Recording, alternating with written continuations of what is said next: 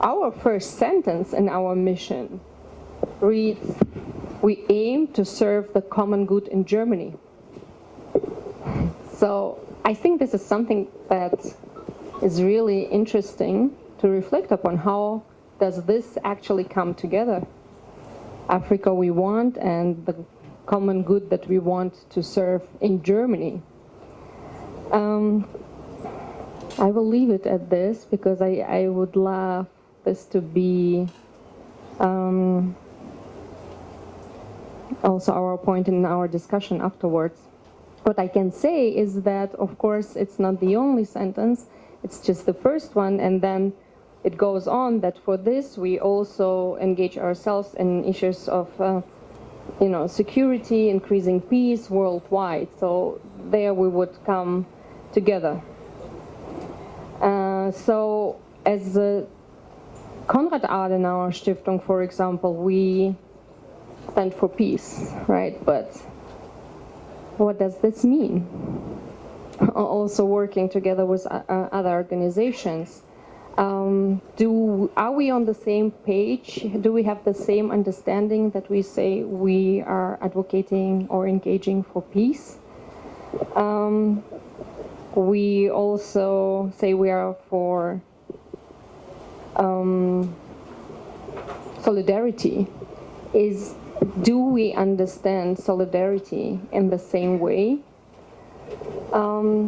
And I love these spaces that we are creating together with Leo Africa Institute because they give us the platform to actually discuss these questions, to look into them, to challenge ourselves. And as we work together from these different perspectives, but we do share a lot in common, and our values that we have as institutions and as persons who we work for these institutions, I still always looking also in our networks and what we have achieved and where the people are now today. You are also reflecting upon, so are we creating allies for each other in what we do and in our engagement worldwide? So is CAS through the Leo network, for example, can we count on people to engage together with us also in the interest, in our interests, and can Leo count on us to engage us in, or also the Leo network to engage us in their interest? Because I believe this is something that we really need to answer, because we do this, all our work together to create and to have allies, I think, worldwide in what we do. Coming to the network that we are creating together, that we are shaping together, I would also always love, and I try to do it frequently, to kind of, as a process of self-reflection. Are we engaging a network in like an echo chamber for reassurance of maybe our own thoughts and ideas? Are we exposing ourselves and our networks enough to, get also maybe some feedback and very different opinions from those that we might have that challenge us, that hurt, that make us maybe also rethink certain things? In critical times, is this the network that you can also count on? Will these be people to support you? Will they stay with you? And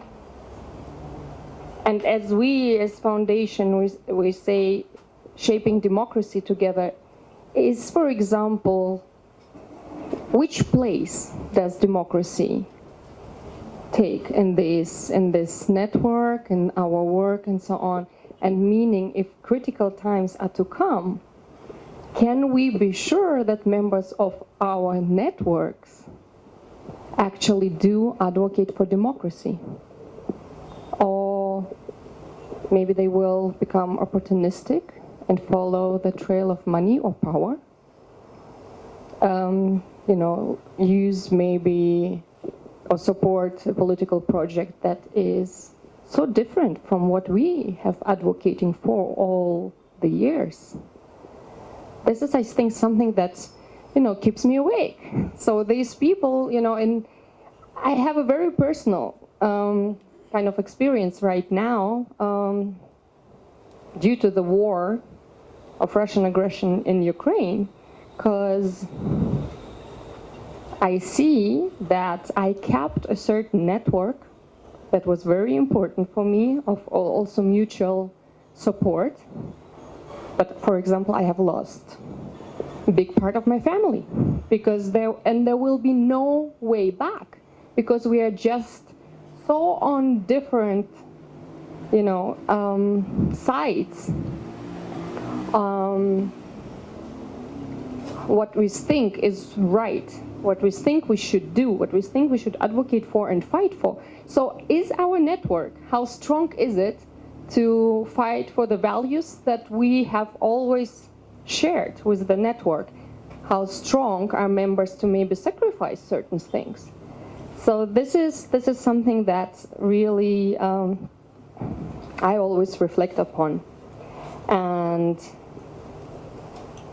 in your program, it also says that I would address the question of the meaning of the values for joint collaboration in changing times and values as a foundation to navigate through turbulent world. So let me first maybe address the changing times. I don't know how you feel, but my impression is that the pace, how the times are changing right now, has increased so much. I feel sometimes that we are still thinking in very linear terms, but the change comes in waves, and the change comes sometimes exponentially, and we still run behind this because we still have the different logic, the different way to think. And I look at these changing times, especially in the context of, really societies. The question of identities, of how we see ourselves, of also our individual values, the questions of, social hierarchies, structures, traditions, and so on, they are all being questioned right now.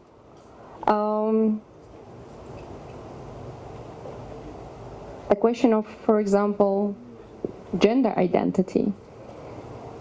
I mean, I've been a woman for all my life, and I've been working in the political space for more than 15 years now. And I entered my own institution in 2008, and back then it was a completely different story. Yes, it was like conservative old men. Now I look at this institution and how many women we are, how young we are. The culture has changed, and it's going on, and every time I feel it's getting faster and faster, this change. And the conversations that are taking place. So certain values are really give you the foundation to kind of also calm down and say, okay, what is, when it comes to these changes, what are really, or what were values and what not, or what were maybe just beliefs or interests and so on. So what are the core principles that no matter how fast the change can unfold, we will be able to still contribute our share to shape the future. And the same when it comes to the world that is also changing quite fast. I don't know for how long in Germany we've been discussing, for example, the competition between democracies and authoritarian regimes. Really, for a long, long time. That, you know, our core principles of democracies are threatened. They might not be even as attractive anymore that they used to be. So what do we do with this? And all, you know, again and again we were talking about it.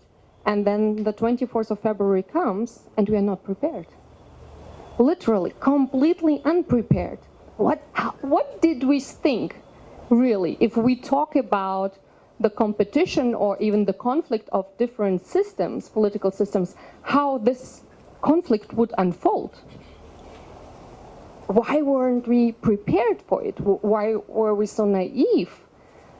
And some people would ask nowadays, well, nobody could really see what Russia would do. Really? And I can tell this because I was part of this network of people who would always say, look again at how the Russian society, you know, is constructed right now. Look at the spaces that are not there anymore. Look at the mentality that is there. Look into their investments into the military sector, especially after 2014. So I was part of this group that was saying after 2014, how can Nord Stream 2 still happen? It's not an economic project. But there were, of course, camps, even within my own political parties that I belong to, that would say, no, it's an economic project and so on.